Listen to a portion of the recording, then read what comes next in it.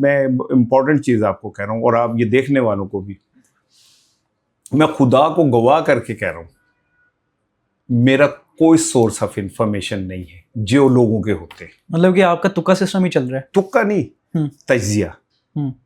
تکے اور تجزیے میں بڑا فرق ہے. میں تجزیہ کرتا ہوں.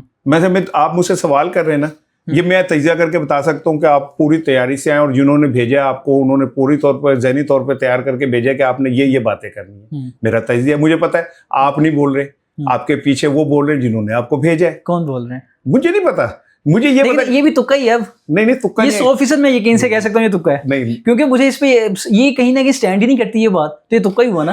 دیکھو تم بچے ٹھیک ہے، میں نے تمہارے جیسے پتہ نہیں کتنے بچوں کو سکھایا ہوا ہے. میں ان کی آنکھوں کے اندر جو چیزیں ہوتی ہیں نا ان کو بھی پڑھ لیتا ہوں. اچھا سر، میں بھی آپ کے سامنے سیکھنے کے عمل سے بیٹھا ہوں اور سیکھ رہا ہوں. دیکھو بات سنو، تم تو میرے سامنے سیکھتے سیکھتے یہاں تک پہنچے ہو، لیکن غلط نہ سیکھو، اچھا سیکھو.